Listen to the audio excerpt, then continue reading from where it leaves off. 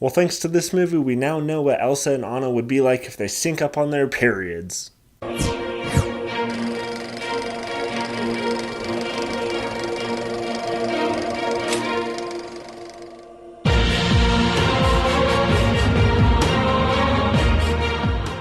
The Huntsman Winter's War. This movie stars Chris Hemsworth, Emily Blunt, Jessica Chastain, and Charlize Theron. They basically got a great looking cast to be in this movie to look good, and that's really all this movie can do is look good. Because honestly, some of the pros to this movie is the design of it. I think the costumes they wear are pretty cool. You know, the Ice Queen, she has kind of some cool outfits. The settings in general, the castles they're at, all that sort of stuff look pretty neat. The animals in the forest, they have like these snakes with like grass growing on them and like these turtles that kind of blend in. And I don't know how to explain it. Just the whole setting to the movie just kind of looks cool. The characters look cool. They got beautiful women. But that's really all this movie has going for it, is that it looks good. This movie is basically all style and no substance. You know, it's just an empty shell. Everybody that saw the last movie knows that whether or not you liked the last movie, it was a standalone movie. There is no need for this movie to be made. Which, okay, they made it. If it had been good, we'd all be saying, awesome, I'm glad they made it. But the thing is, it didn't really pay off, so this movie's really pointless. And honestly, the character motivations for everyone in this movie pretty much make no sense. Whether you're talking about Emily Blunt's Ice Queen character or Chris Hemsworth Huntsman, none of their motivations make sense, and they all kind of take 180-degree turns with their characters for very minute reasons that wouldn't cause a character to have a 180 shift in their emotional being. You know, Emily Blunt's character goes through a trauma that you see in the trailer where her baby gets burned to death, basically, which is a very traumatic thing to have happen, and I think she portrays that drama in that scene very well.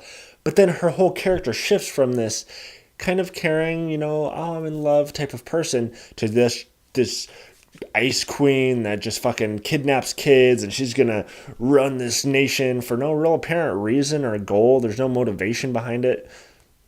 I don't know. And anybody that saw the first movie knows that Charlize Theron basically dies in that movie, and the way they bring her back in this movie is a big eye roll. Oh God, a moment. You know, the producers or the director or the writer or somebody sitting there like, okay, we need Charlize Theron in this movie because she's a good actress and she's hot. How do we bring her back? Because she died. Well, let's just put her in there. You know, let's just put her in. No real reason. But in all honesty, I could forgive all of that if the story was good. But the story is the biggest con. So let me read to you what the IMDb synopsis for this movie is, because it's a joke, really. As a war between rival queen sisters Ravenna and Freya escalates, Eric and fellow warrior Sara, members of the Huntsman army, race to protect Freya, try to conceal their forbidden love as they combat Ravenna's wicked intentions. What movie were these people writing a synopsis of? Because it damn sure wasn't the movie that I saw. And for those of you kind of confused by all those names, Ravenna and Freya, blah, blah, blah, blah, basically it's saying that Charlize Theron and Emily Blunt are sisters, and they're having this war going on, and Emily Blunt's Ice Queen character raises these huntsmen to protect her from her sister. But that's really not what happens in this movie at all. Because what this movie is really about is an Ice Queen on a permanent period who forbids love in her kingdom to kids that she kidnaps because she couldn't have a kid to love.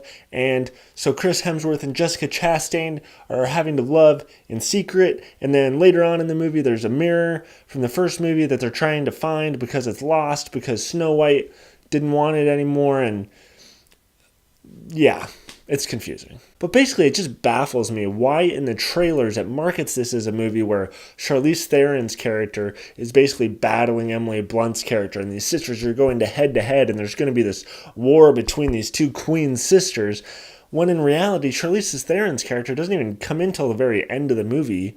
And honestly, they show her in the beginning of the movie when it's like a prequel to the first movie, and they're like friends, basically, you know, they're on each other's side. And then it takes place during the middle part, during the last movie, where she dies. And then there's like the sequel part of it, where she's not even in it for most of it, and then she comes in, and they're still buds.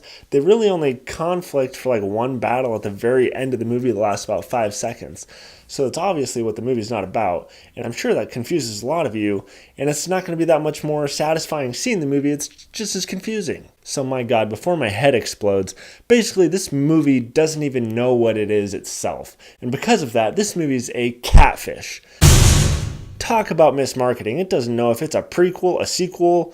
There's no real arc to the movie that makes any sense, and it's not even necessary.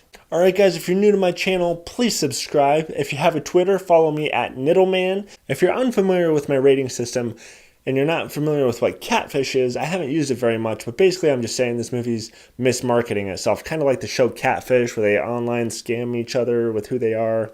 Anyways, if you want to see some more of my movie reviews, click the eye above and watch some more of my movie reviews. If you can handle it, go.